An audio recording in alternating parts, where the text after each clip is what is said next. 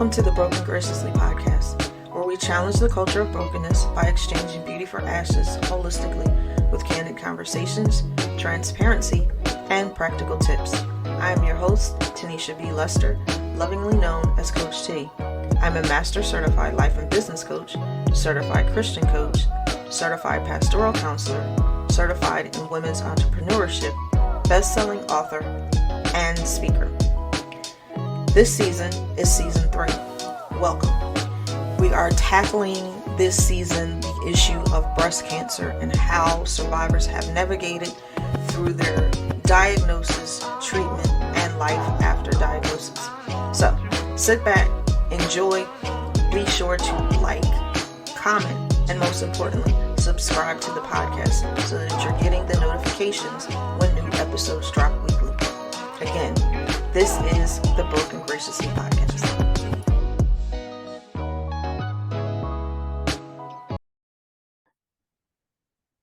Hey, everybody. Welcome back to another episode of Broken Graciously. Look, this is the final episode of the season. Season 3 has gone by quickly. And as you know, this has been an abbreviated season because I was solely focusing on Breast Cancer Awareness Month and survivors. So there will not be any episodes next month. Hear me clearly. We will be back in January. So pay attention to that. Check your emails. Make sure your notifications are on. So this is Broken Graciously, as I've said, where we challenge the culture of brokenness holistically with candid conversations, transparency, and practical tips. Today's guest is Essie Dodson. Now, let me tell you a little bit about Miss Essie. So she is a PA or Pennsylvania licensed real estate agent brokered with Chenault Real Estate. She services the Philadelphia County, Delaware County, and Montgomery counties. Her passion is serving the public and giving them the experience of having a professional who listens, has patience, educates them, and who genuinely cares. That right there in itself is a plus. She is the mother of 4 daughters and 6 grandchildren. She is a Philadelphia native. Go Philly! She loves traveling to different states and experiencing their restaurants. Oh, you're a foodie. I love it.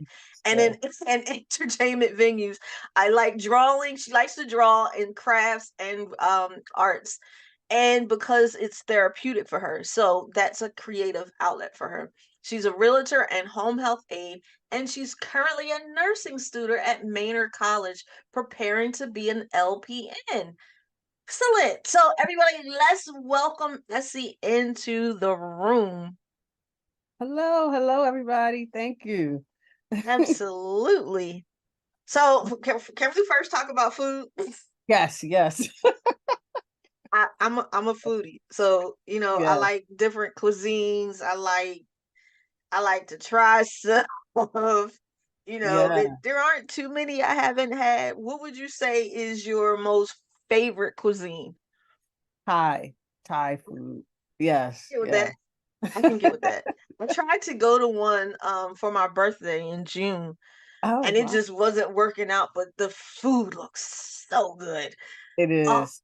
it was I couldn't wait for that experience, but I'm gonna go back on my own outside of all the other people, because when you do something like that, you try to make it so that it accommodates like Oh, everyone's yeah. palate. So yeah, it didn't That's work one out thing that that well. Thai does have. Like, if you're a vegetarian, they have vegetarian options because basically the food is kind of vegetarian. But if you just remove the meat or add tofu to it, now it's a vegetarian dish. So yeah. Absolutely. So Miss Essie, let's get into our topic of the day, which is breast cancer. Yeah.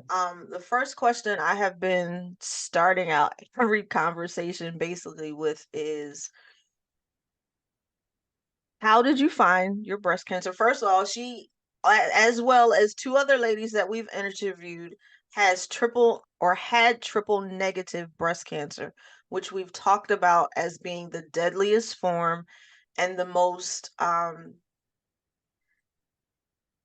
aggressive. I don't, yeah, aggressive form, and the one that seems to attack us most, Mhm. right, as the black and brown community. So tell me first how you found your lump, if you found your lump, or if it was diagnosed via mammogram, etc., and how you felt. Mm. Well, I'm a two-time breast cancer survivor.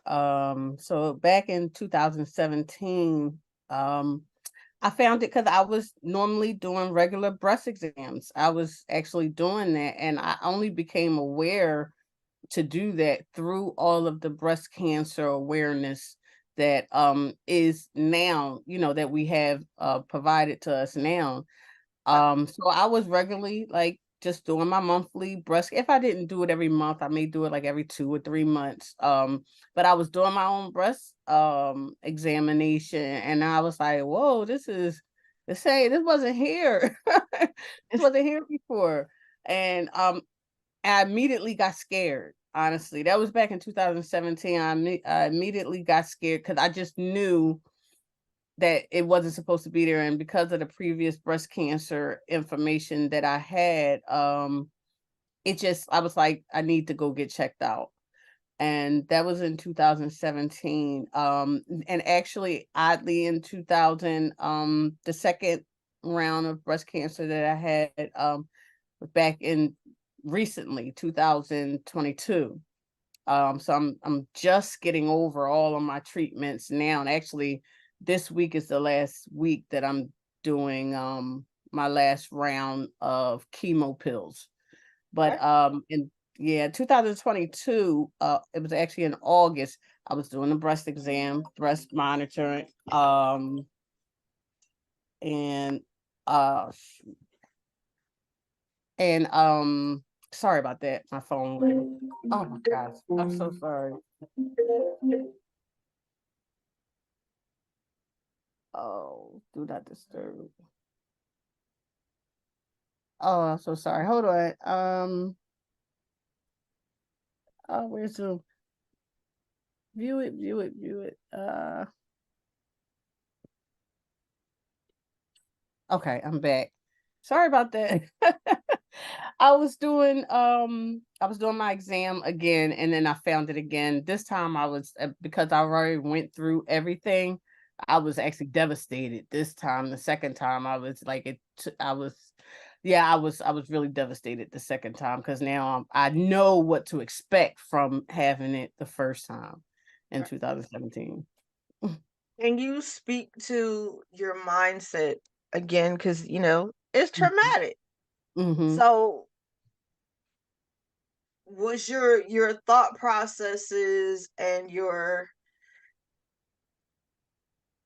how can I put it? Like, were you angry the second time around versus the first Um, time around, or the first time around, actually, I was more scared the first time around because it was the unknown. okay, And so I was really scared that time.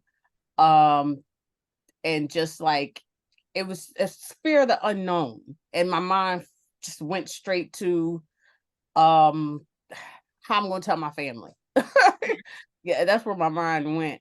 Because I didn't want my family to get to get upset and everything. I just started just thinking about everybody else, which is okay, strange, but yeah. And then the second time I was angry. I wasn't as fearful because I knew what was to come, but I was upset that I had to go through it again. right, And I was so close to that 5 year, like they say okay, it's like a 5 year mark. And hmm, then I'm like, oh my goodness, I didn't make it, and so it was yeah, the second time was like I was angry, upset, but not as fearful. Just okay, not wanting to go through everything I had to go through again. which is totally understandable because you weren't that far removed from it Yeah. in a sense. How was it actually telling your family? The first time I waited. I waited uh, I waited some months before I told them because I didn't understand what the process was. I didn't understand it. And I didn't want them to get upset. I wanted to be able to give them the proper information by the time that I told them, so that I can alleviate their fears. Because as soon as people hear cancer of any kind, they think death. And so I think I waited like 2 months before I told them. I waited till after I got enough information and felt comfortable enough to actually tell them. And even still, it was still one person that I waited longer to tell, and that was my mom.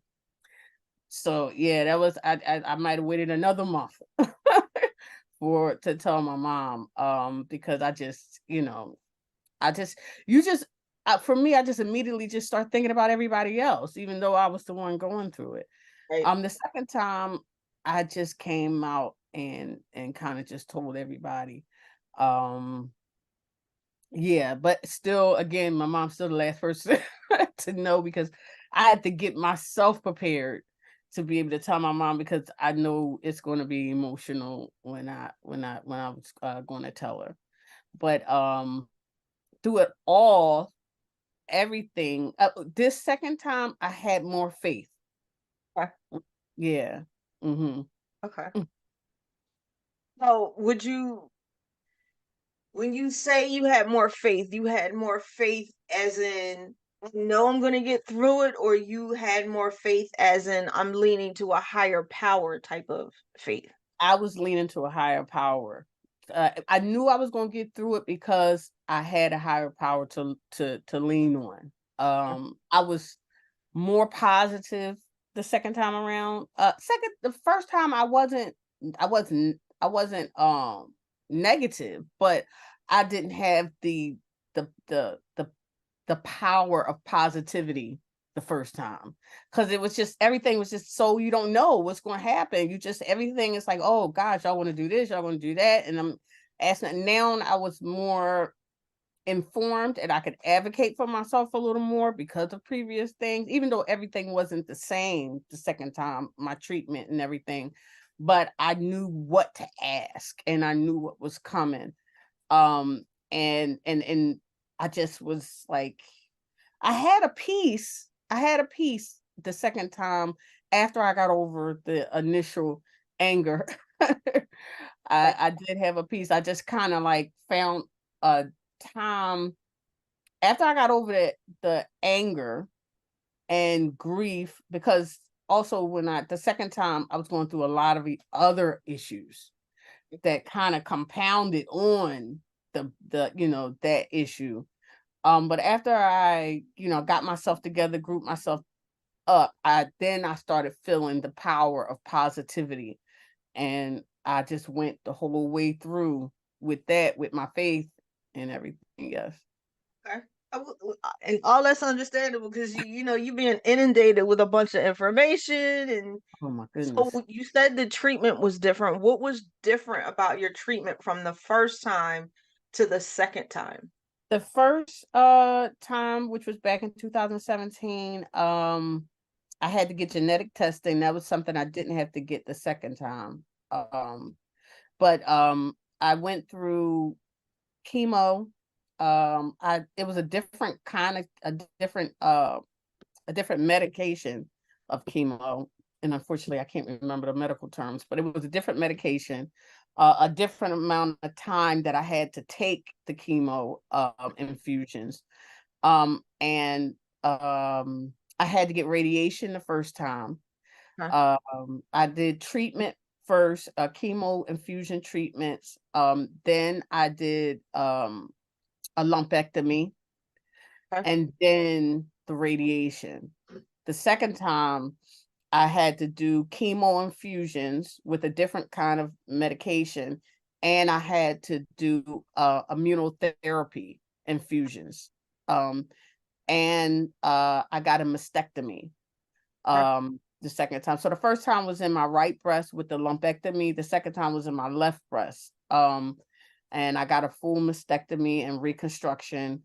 I had chemo infusion and immunotherapy infusion, and also chemo pill. that I had to take for about 4 months, which that's what I'm at the end of right now, finishing up that treatment, the pill, and I'm done with that now. Now it's no more treatments for me. Thank the Most High for that. Right. Mhm. So you rang the bell, or you about to ring the bell? I didn't. You know, the first time I rang the bell for when I was done with radiation, I rang the bell when I was done with chemo. This time, no bells rung.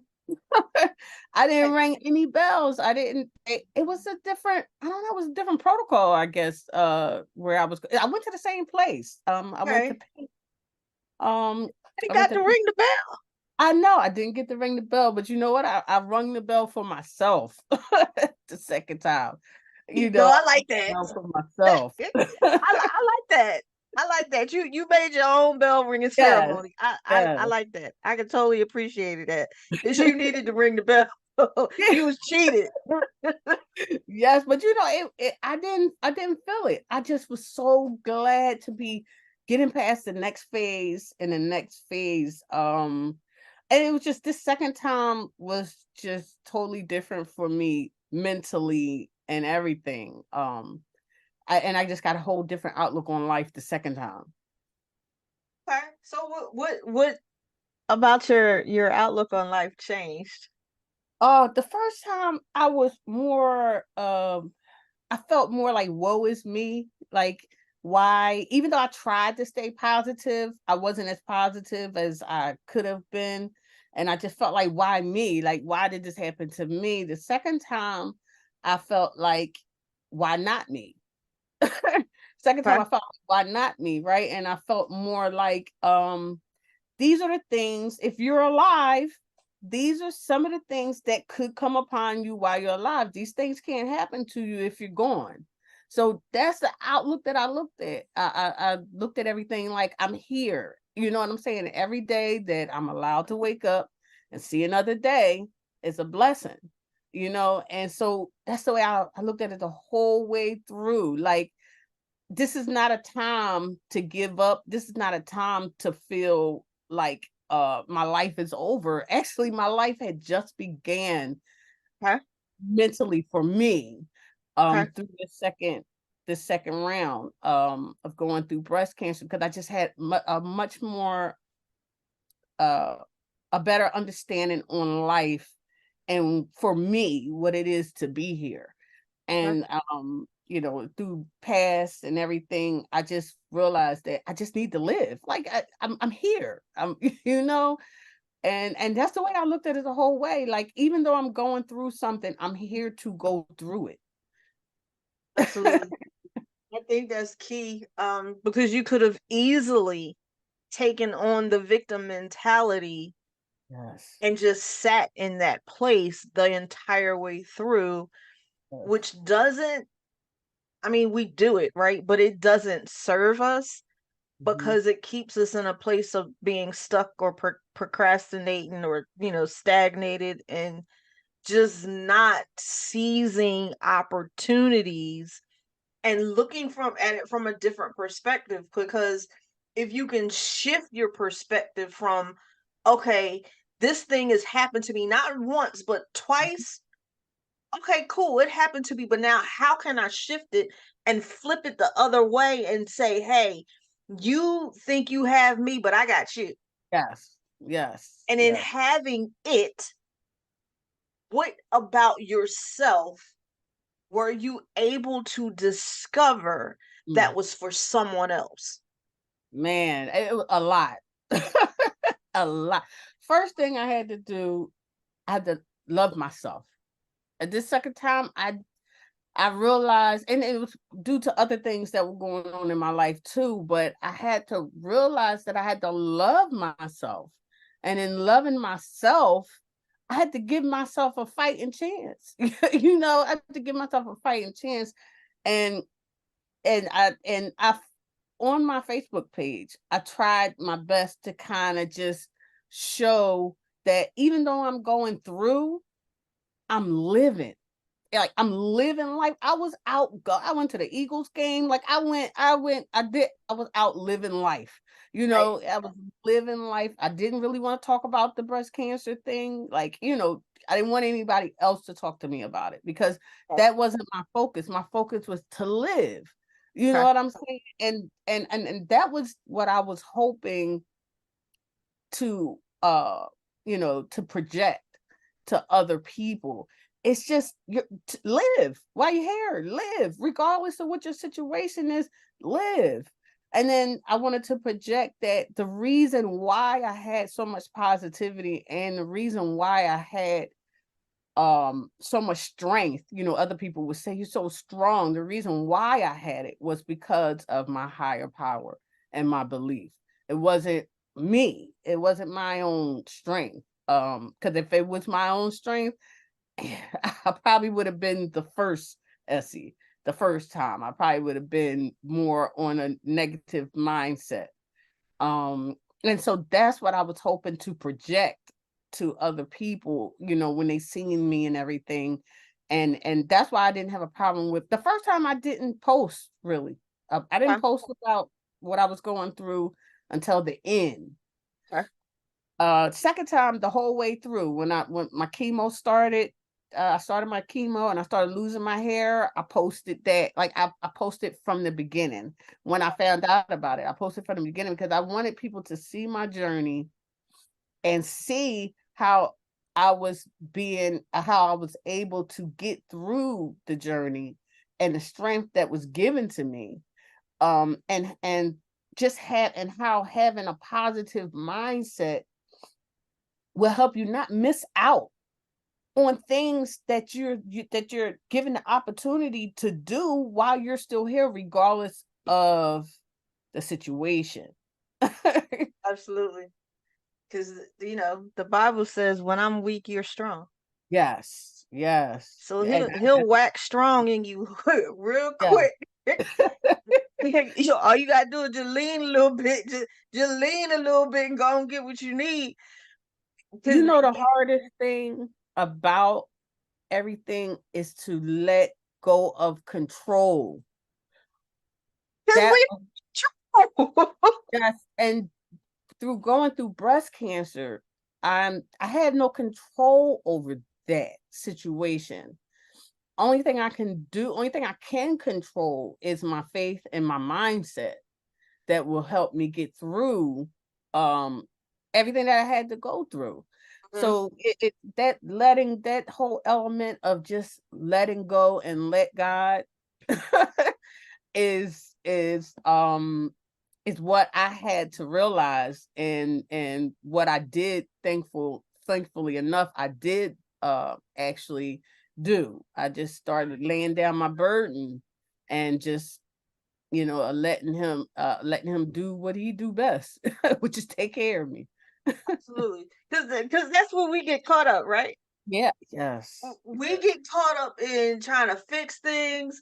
We get caught up in trying to, shift things Yeah. our way, whether that's relationships or something we might have did that we ain't consult about to him, ahead of time, and now we want him to fix it because it ain't going the way we thought it would go, or all those things. We do that Yes. Yes. because we want to be in control. But some of that stuff is just simply out of our control. And while we're trying to fix it, it wasn't a situation he meant to be fixed anyway. Yes. Or it was a situation where he was trying to get you to learn something that you hadn't That, learned before. that is definitely, I always, that's another outlook that I had, that I I was this situation allowed me to listen and use my discernment better. Because I know that he didn't put me in the situation just to let me go, you know. And my life has always been spiritual. I've Okay. always had a spiritual life. I always had a spiritual connection, and I always, you know, may not have lived the way that I I knew I should have, but We all fall short. I don't know no perfect Christians. Do you? I don't know no, no perfect people. Because certainly I ain't one of them. yeah. Yes, but that right there, yeah, I was able to just let go and let him take over, and really rely on him for what he do best, and he's our healer, our physician, our provider. And I just, that the aspect of him being Rafa, I allowed him to be Rafa in my life, at this. Emmanuel, most important. Yes, yes, yes. God with us. Yes, yes, That's the most important. If yeah, you don't know any other name to call Emmanuel, because yes, he gonna yes, show up as all them other things anyway, as yes, long as he right there, yes, yes, right here, right here, and back here too. As yes, long yes. as he's with us, he'll be all of those other things. So I like that you spoke about your faith. I think there's not been one person that I've talked to that hasn't had to draw on their faith. And I think this is just my opinion. I think even if you weren't spiritual, that Mhm. alone, it's enough to do. It'll make you run straight to somebody's church, call on somebody's God, Yes. because you're gonna need them. Mhm. What is important, I'm glad that you, as well as the other ladies, didn't, because you could have easily gotten angry with him, right? Because especially the second go around, like, you Mhm. told me I was going to be healed, but now I'm dealing with this all over again. And You yes. could have easily gotten mad and offended with God himself about what was going on the second Mhm. time. But Mhm. instead, you leaned in a little further, listened a little closer, and spoke a little more. That was, I don't know, that in and of itself is Mhm. probably the most powerful thing Yeah. that you could say that you actually did. And that's to be commended in and of itself. Mhm. Um, so how important was support for you? Like, was it their groups or family members? Like, what was your support system like?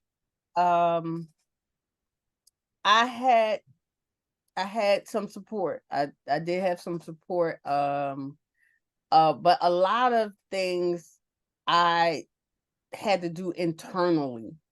Okay. Um, I had to learn how to support myself internally.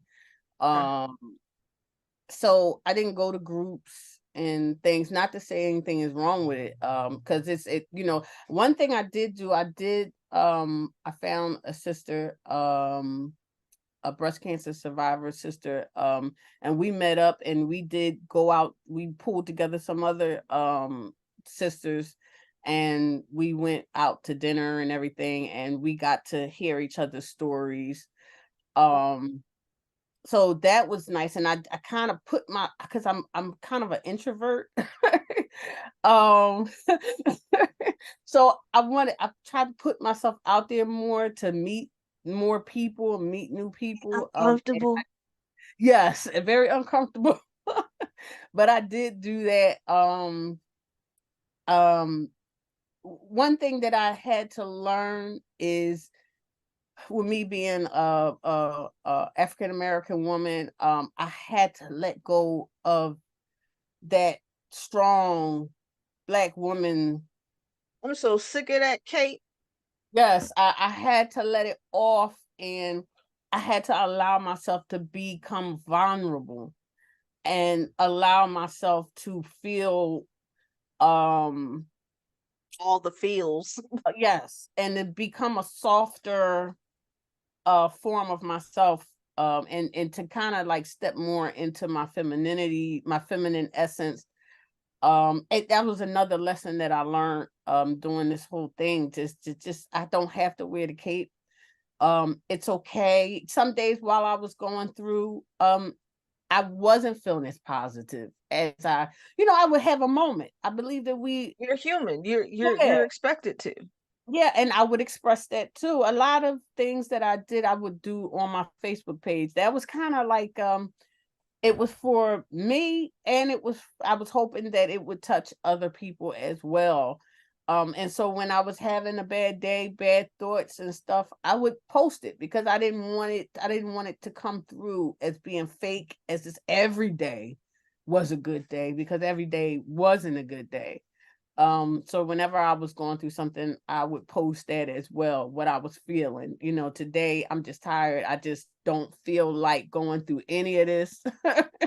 But that's okay. I'm human. It's okay. And I just had to I really had to let that go. It's that burden, it feels like something just sitting on you. Because we carrying generations of that stuff. Yes, yes, yes, I know yes. I've said it's exhausting It is. because you're carrying the weight of the world on your shoulders. You're carrying the weight of your family, your kids, your husband, your mama, Yeah. like everybody's stuff. And Mm-hmm. sometimes we just don't want to do that. Yes. And Yeah. We like should. recently, I had a situation, and I was like, my grandmother passed, Mm-hmm. and I'm like, who comforts the comforter? Yes. Yes.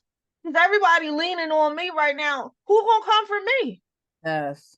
Yes. But in the Mhm. moment, like I couldn't, like I had to, You had to. Yeah. because Which I'm dealing with my mom, who's dealing with my uncle, and Mhm. because he's leaning on her, and then when I get there, like she's leaning on me, and then it's like I couldn't deal with it. Yeah.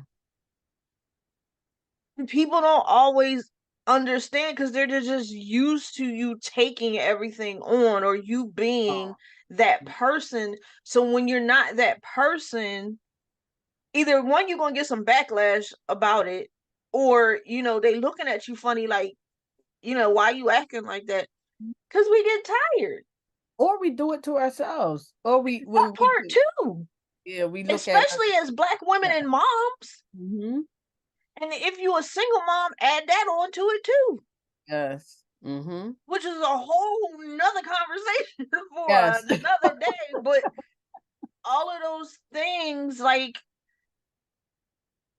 it's good that you were able to recognize, right, what your needs were, your intrinsic need to just be, to Yes. just find out who Essie is and just be Essie, not Essie for everybody else, Everybody else. all of their stuff, or all of the things that I decide to take on, and begin to set boundaries, because that's what that was. Yes. Boundaries. When you can learn your boundaries, that's when everybody else issue with you.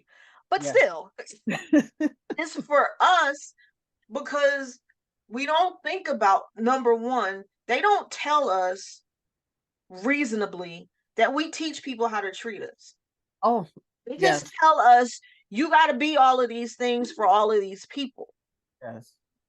When it becomes too much, they don't know how to fix it because they never fixed it themselves. Yes. So it's up to us to fix it. But most often, we don't even have the language of knowing what to do to fix it. I started reading books on boundaries while I was going through everything. I started reading books on boundaries, on how I can, you know, get past being not having boundaries. And what was I had to do the work myself. Because unfortunately I was reaching out looking for therapists.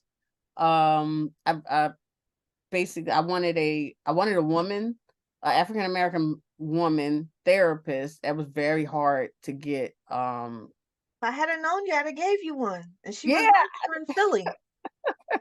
yeah, and then and then you have to worry about like insurance and how they gonna, how they gonna get handle it and everything.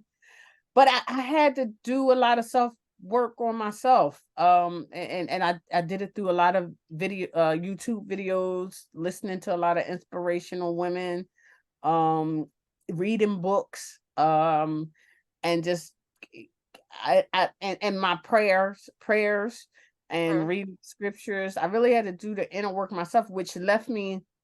I had a lot of time for solitude, which I needed, and it was That's all just gonna say. my solitude was part of my healing as well. You know, because I had to be. I had a friend.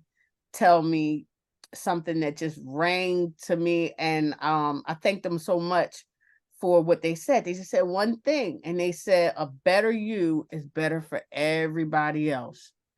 And that has been ringing with me for so long that I have to think about myself. Let me And make it practical. yeah. Let me make it practical for you. So you know the scripture in Psalm 23 says, "My cup runneth over." Mhm. Okay. If you have a cup,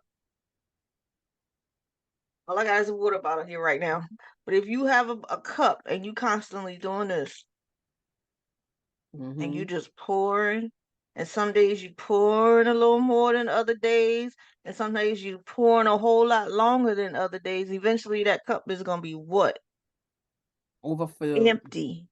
Oh, your It's cup gonna is. be empty. You constantly pouring it out and Yeah. nothing's going back into it. Mhm. Just as much as we pour out, we need to be poured into. Yes. And without that pouring into, you're left with the empty vessel. Yeah. But it says the cup overflows. Mm. And in that cup overflowing, that's where we're supposed to pour. But we're not taught that. Mm. We're supposed to pour from the overflow so that we're not left depleted and empty. Mm. So you Okay. got to constantly be putting into yourself, whether it's scriptures or reading or sermons or going to church or just being around positive people that pour into you and are not constantly taking from you, and you have reciprocal relationships, then that cup begins to overflow and it's being refilled and it's overflowing. And if it gets down a little bit, you're still replenishing it and it's overflowing. And that's where you pour from Yeah. versus the opposite way. Mhm. We just told to give. Yes. Yes. And naturally, that's it's been my personality to be a giving person, not always materialistic or whatever, but I'm giving of my time and my emotions. And I'm a listener. And so I've been the type, and so many times I always would feel like you said, I'm always that go-to person where people can talk and feel comfortable and trust, but then at certain times, I may not have that same outlet. Okay. So yeah, but then that's when I had to realize that I do have that outlet. I haven't been utilizing it as I should have. And Okay. that was prayer. Okay. Prayer and laying my burdens down, because sometimes everything is not for everybody. Sometimes you can't always tell. Absolutely. You absolutely have to be discerning on who you dump your stuff onto. Yeah, Everybody's not that discerning though, because they'll just dump on you no matter what, yes, even if you don't have the capacity to hold it. But it's yes. still up to you in that moment to say, "Hey, I'm Hmm. sorry, I don't have the capacity for this today. Well, yeah, I that's the really don't." boundaries. That's the boundaries and knowing yourself. Yeah, Exactly. yeah. Exactly. Hmm. Absolutely. But you have to be discerning because this is the example I always give. There's praying on you and there's praying for you. Yes. So you want those that are going to be there to pray, Hmm. not prey, because them preyers, that's a Hmm. problem. Hmm. Then you Hmm. gotta know the difference. Yes, yes. You gotta Very know the difference. very true. I think we just went off on a whole different tangent, but No, it's the same. Because anybody that is going through breast cancer, they're going through. Okay, you go through breast cancer, but that's your your relationships around you don't stop. The yeah, dynamics of your relationships around you don't stop, and sometimes the dynamics of your relationships change in a way that you never thought they could have while you're going through this time, of your life. And so I think that it still is on topic because it's coping. How do you cope? yeah, How do you cope during that time, even when because we always talk about, people sometimes that question is so hard when people say, well, how's your support system? Everybody doesn't have it. And they feel embarrassed to say they don't have it. Yeah. Yeah, they feel Which is understandable because, you just automatically assume that yes, someone has that. But yeah, there are cases in point where, if in fact you were married, that sometimes that spouse leaves or yes, that significant other just disappears because it's like, hey, I can't handle that and I'm out. yes, Or they're yes. just cold hearted. I mean, whatever the case is, Mm-hmm. it happens sometimes, unfortunately. Mm-hmm. Whereas if the shoe was on the other foot, you probably wouldn't have done that to them. Mm-hmm. Or in fact, you might have already been in a situation where you supported them and they still did not support you. Yeah, yeah. So I think it's still on topic. We as a breast cancer survivor, I've uh through my phases of or my my past breast cancer and this second breast cancer um that I had to go through, I learned a lot about myself and my surroundings. And I learned a lot about my spirituality, um and how to you know um how to get better at everything, how to get better with my relationships, even in times, because the crazy thing is sometimes I had to learn that we can't put people on pedestals. Oh Sometimes yeah. certain people in our lives, we can't put them on pedestals because they're human, Right. and they can fall off of, when you put them on a pedestal, they can fall, and it can happen at the times that you least expected it to, you And know. inconvenient.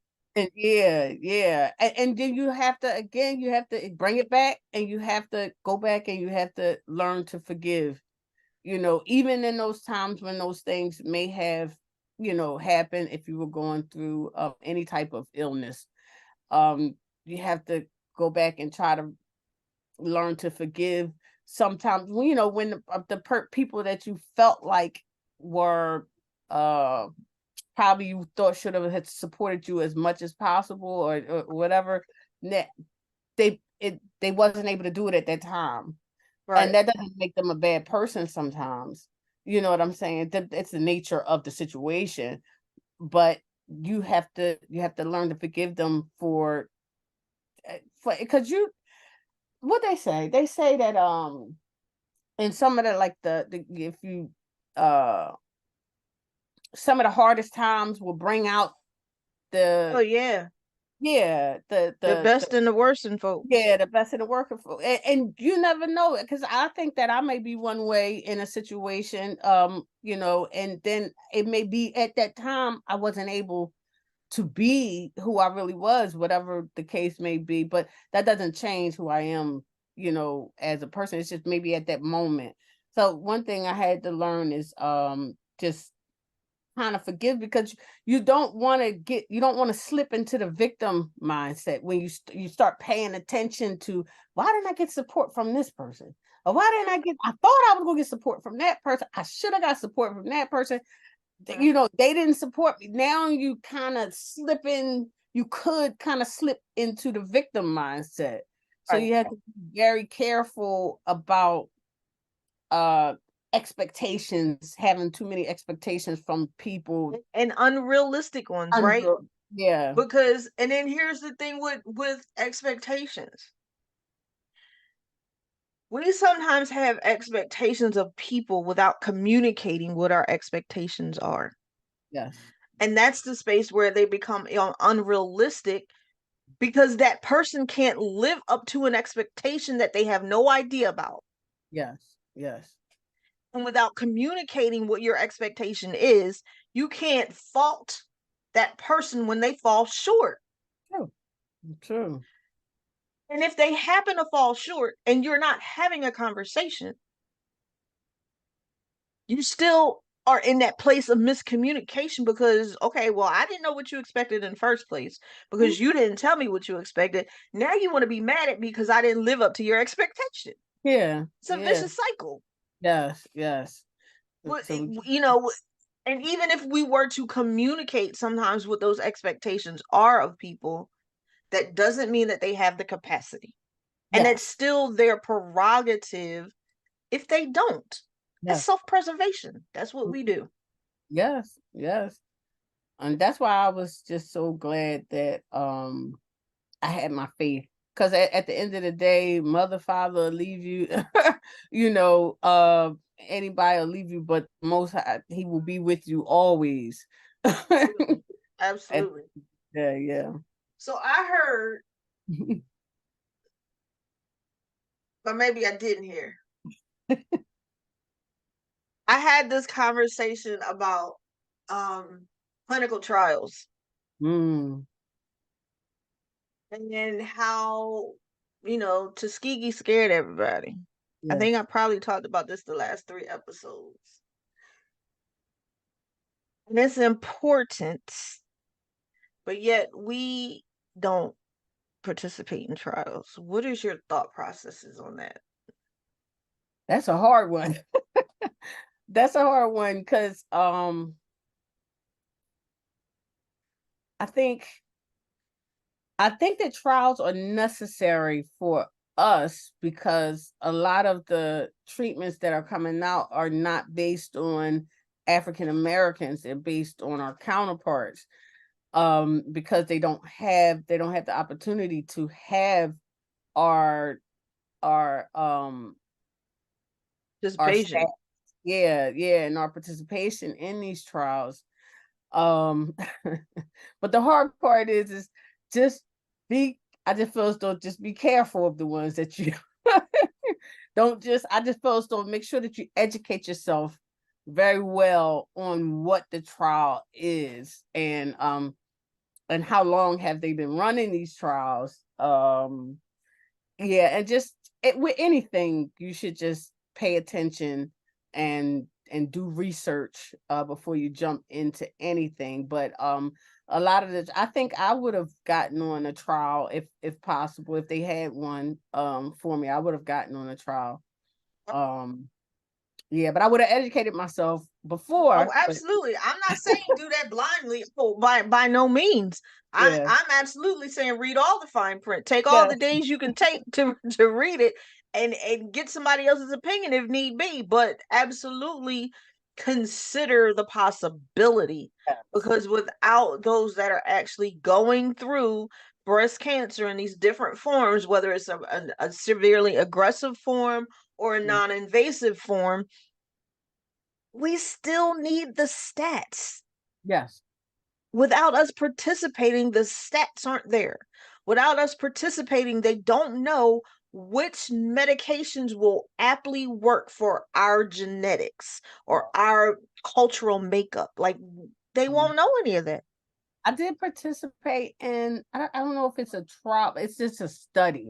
Like when they did the biopsies and when they did the mastectomy, I did give my my tissues and everything to be examined, Okay. studied for some possible, Because you're still contributing to the science of it and the yeah. empirical studies and Mhm, of research to yeah. gain some sort of statistics or knowledge base. So I commend you for that. Absolutely. I was faced I was also wanted to talk about I wanted to make sure I talk about the being faced with getting a mastectomy or a lumpectomy, a double mastectomy or a single mastectomy, going flat Mm, or in reconstruction. Those were some of the hardest decisions that I had to make the second time around. okay. Because the first time around, I didn't have, I wasn't, well, they did ask me about mastectomy, but I just definitely wasn't for the mastectomy the first time. Okay. The second time, they asked me about the mastectomy, but then I was asked double mastectomy. Do I want Okay. to get a double mastectomy? I didn't get a double mastectomy, even though I had breast cancer in the first in the right side, but I got the lumpectomy. I just got a single mastectomy on the left side. And that was a very hard decision Okay. because they tell you I think they have to cover themselves. I really don't know, but they tell you that even if you get the mastectomy, it doesn't, negate the fact that it could come back. So now it's like, well, dag, do I get the mastectomy? Even if you get the double mastectomy, that's what I'm saying, or any mastectomy, they say it doesn't negate you possibly coming back. I don't know if that's just for legal reasons or whatever, or if it's statistically correct. So that just made it hard for me, because I'm dealing with image now. Right. That's what I was going to say. Now you trying to get rid of the strong woman, but Yes, but now you're challenged with this is my femininity. yes, yes. And how did you navigate that so that you were able to maintain not only your identity but your self-concept? Um, I can't say that I still have a little insecurity with it, because I don't look the same as I did before. But I did not want to go flat for just that reason. And for the women that can go flat, I support them, and I think that's very, for them, that's something, Brave. yeah, very brave and something, but for me, I felt like it was part of my femininity, like when and I didn't want to have to wear any prostheses and stuff for like form when you Mhm. wear your shirts and stuff like that. Um, it's I, it's still a part of learning myself and loving myself. Because regardless of however I'm set up, I'm still me. Right. I am, and it doesn't really change the fact that I'm a woman. Right. You know, that's it's still something I'm working on. Okay. It's something I'm working on because to have that feeling of now you feel disfigured. Even though Right. I got reconstruction on the side that I got the mastectomy, it's still like a disfigured feeling that you go through, when Okay. you look at yourself and you take your clothes off, you're like, I'm not who I used to be. Right. And it's still something I'm still working on. Yeah. Well, I got a question. Mhm. Do when they do the reconstruction, do they try to match the other side to try to make them aesthetically as close to Do. similar as possible? They do, they do. I had a choice of getting, I don't know all the technical terms, but they could have taken the fat from my abdomen area Mhm.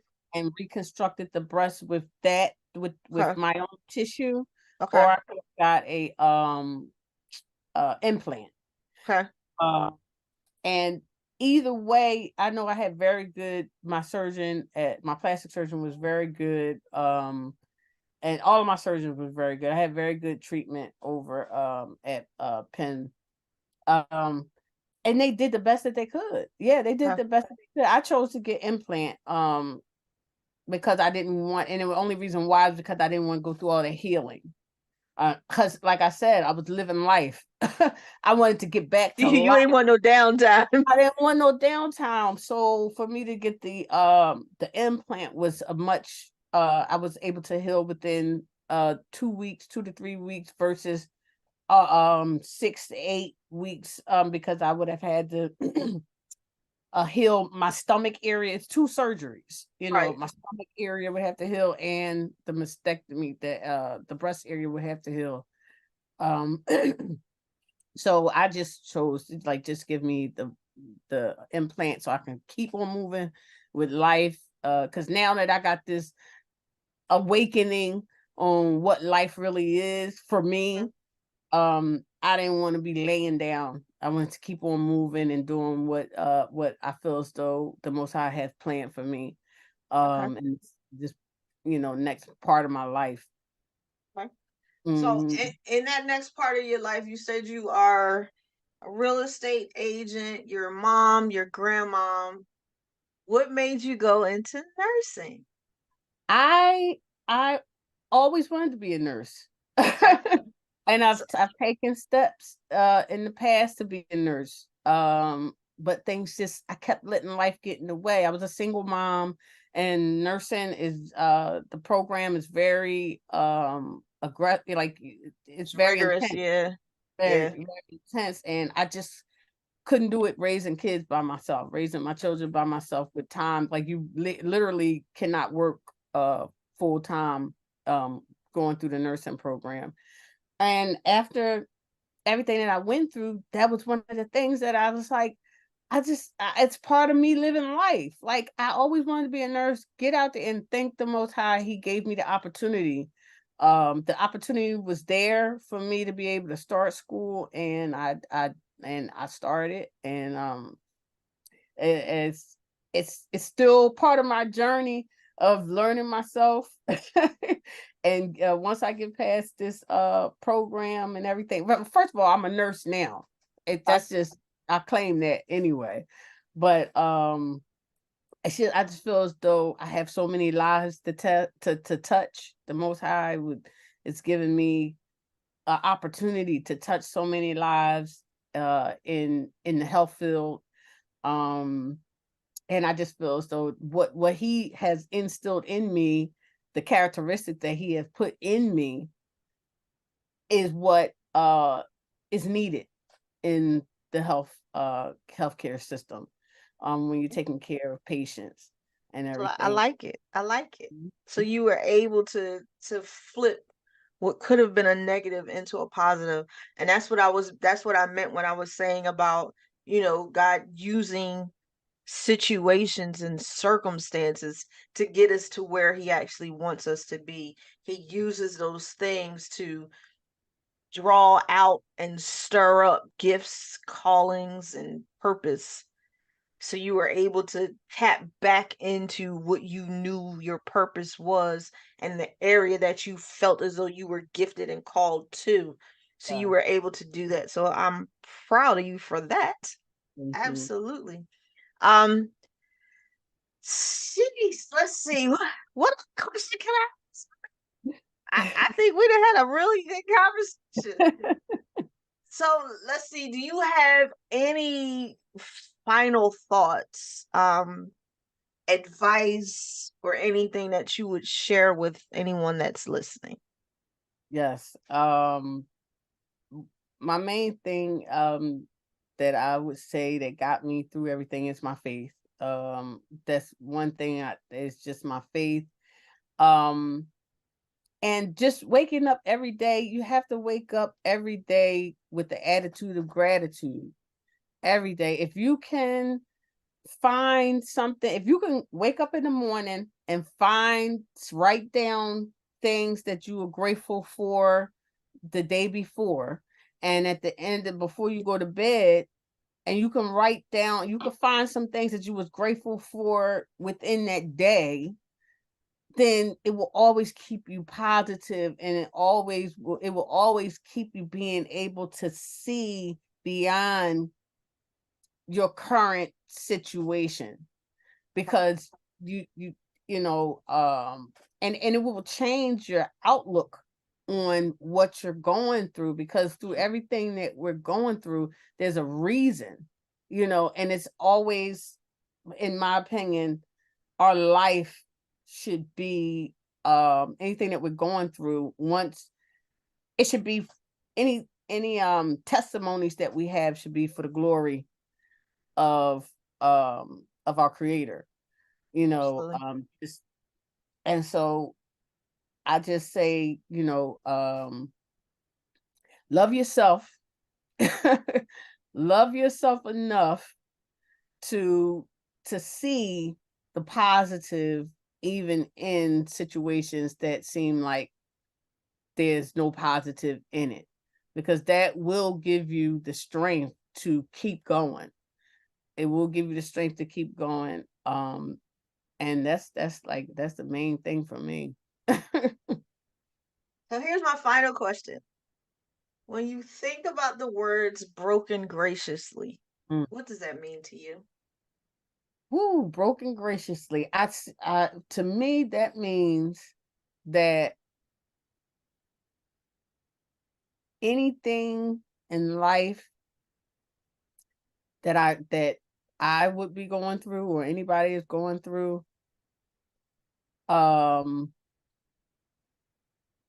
you have to see, you have to be you have to be thankful. It sounds so weird when I say it because certain people they be like, "Huh?"